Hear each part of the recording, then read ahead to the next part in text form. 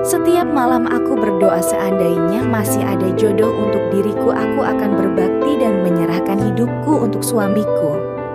Kisahku 5 tahun yang lalu saat aku masih kuliah, memang aku tergolong wanita cantik yang jadi rebutan pria saat itu.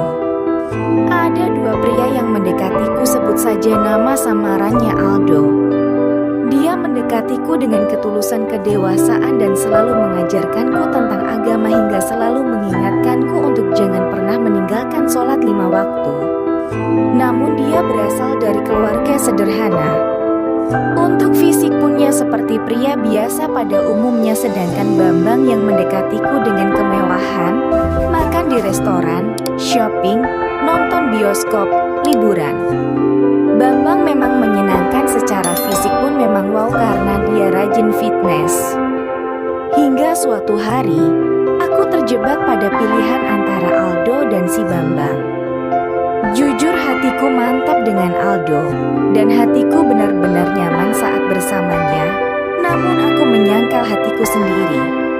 Aku menggunakan logika dan memilih si Bambang karena secara ekonomi dari keluarga kaya, dan aku berpikiran keluargaku pun akan ikut menjadi kaya. Hingga pernikahan pun kami berlangsung, kami juga bahagia. Namun, kebahagiaan itu hanya berlangsung 2 tahunan saja ketika dia mulai putus asa tiap malam kami berhubungan. Namun, aku tak kunjung hamil. Hingga akhirnya kita periksa, pergi ke dokter, dan ternyata aku yang dinyatakan mandul. Suamiku sangat kecewa dan tidak menyangka aku yang berparas cantik dan normal ternyata mandul. Pertengkaran akhirnya sering terjadi hingga ternyata suamiku main di belakang dengan wanita lain. Dan beberapa bulan setelah suamiku tahu wanita selingkuhannya hamil, dia sangat senang. Dan tanpa perasaan bersalah dia memutuskan untuk menceraikanku. Hidupku terasa berakhir, aku putus asa.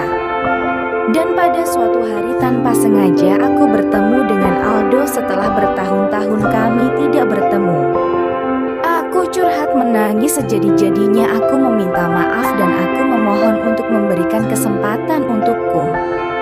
Namun, ternyata dia menolak karena sebentar lagi juga akan menikah dengan wanita pilihannya. Dan ternyata sekarang pun dia juga sudah sukses, bahkan bisnisnya bolak-balik luar negeri. Dari kisahku ini, aku paham dan aku sadar ternyata kebahagiaan tidaklah bisa diukur dari harta, materi, dan ketampanan.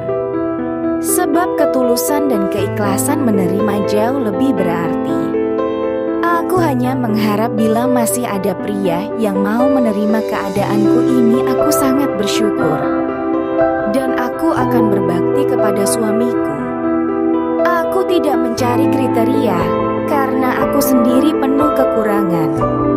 Aku divonis mandul dan aku tidak tahu apakah masih ada pria yang mau menerimaku. Terima kasih Mas sudah mendengarkan curhatanku ini. Sekian, wassalamualaikum warahmatullahi wabarakatuh.